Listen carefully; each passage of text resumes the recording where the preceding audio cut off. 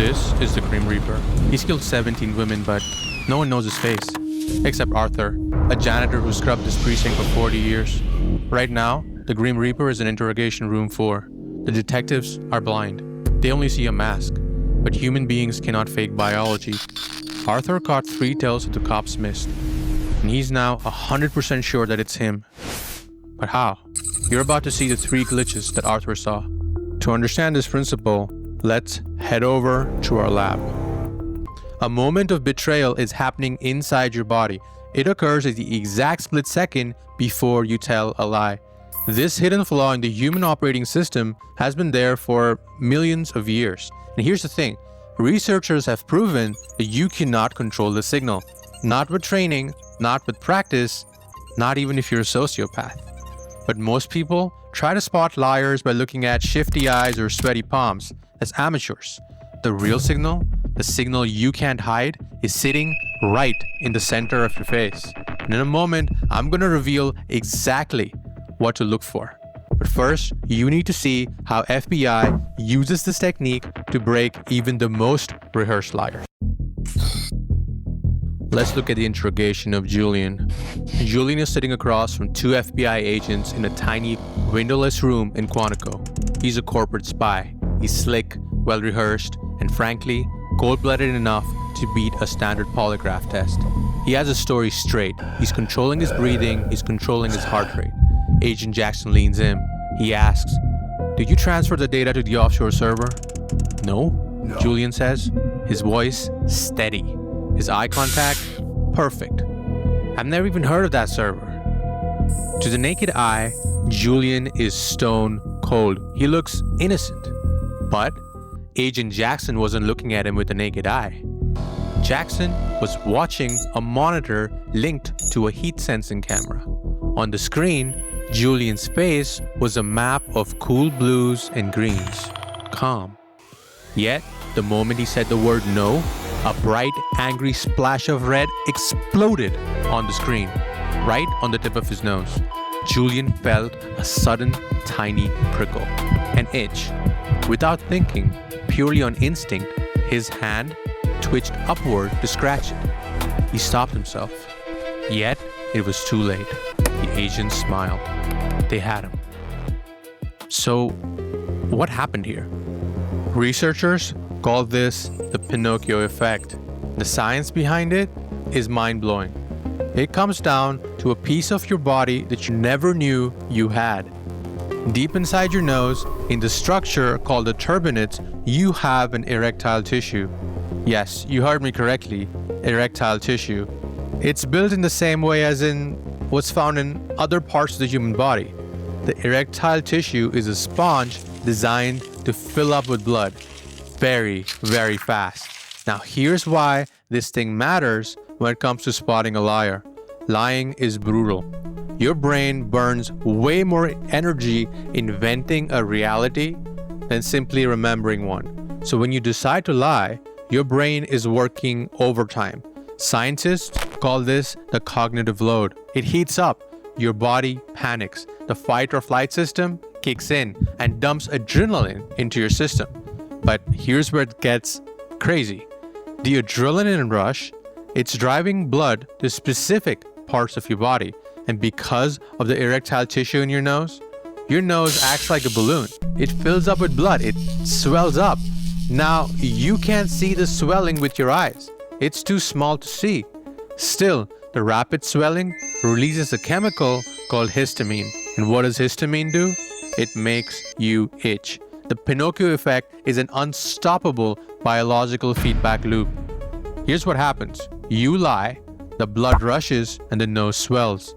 And suddenly, you have to scratch it. This isn't theory.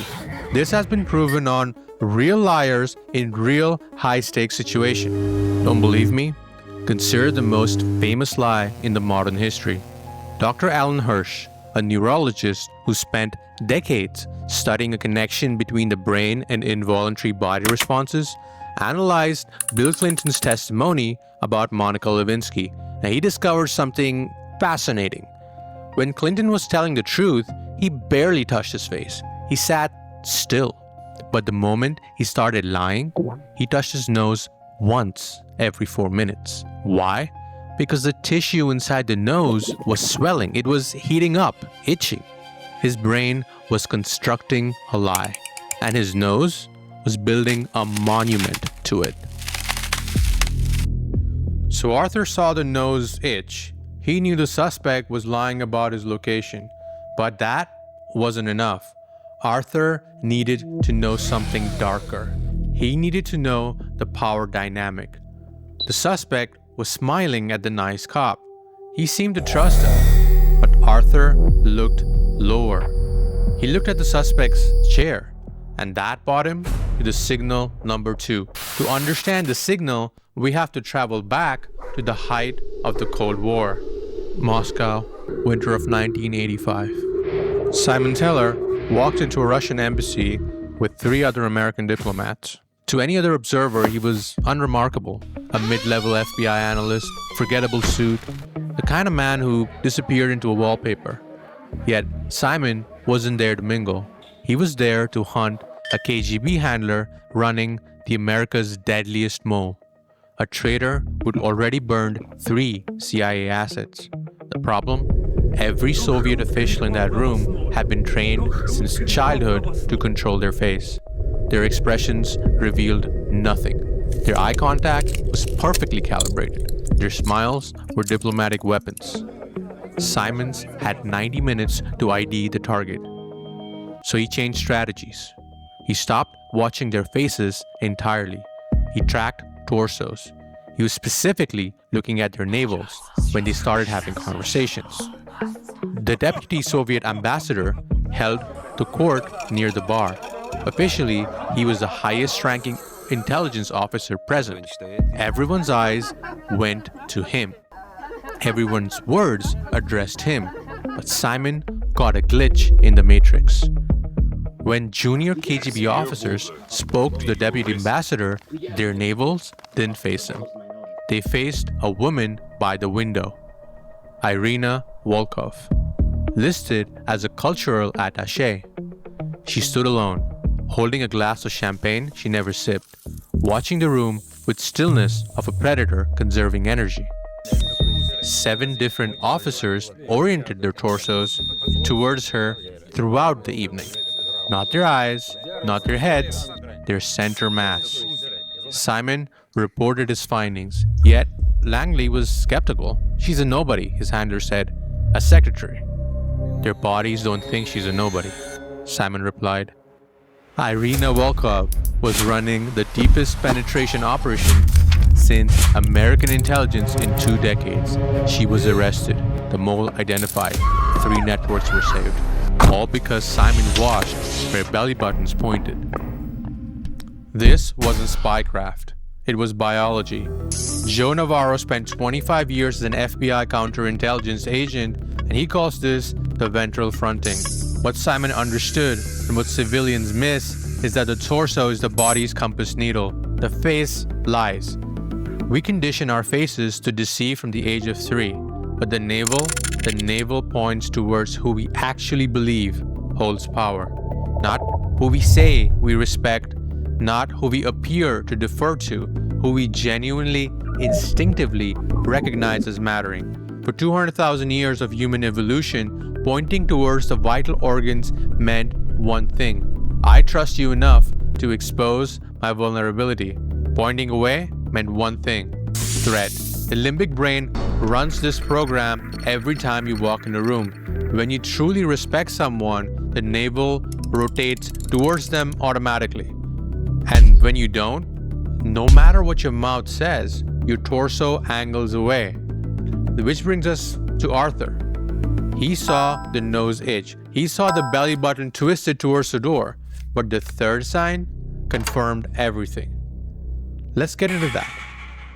To see the final signal, the most dangerous one, we have to go to a black site in Karachi. Agent Miller sits across from a man we'll call the courier. Intel says this man knows the location of a high-value shipment moving tonight. The stakes aren't just high, they're immediate. If Miller fails, People disappear.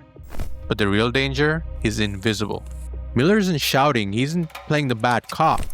He offers the courier a cigarette. The courier is calm. Too calm. He answers every question. He makes eye contact. He leans forward, palms up. "I want to help you," the courier says. "I don't know where the truck is, but I can tell you who drives it." To the supervisors watching the feed in Langley, this looked like a breakthrough. The suspect is cooperating.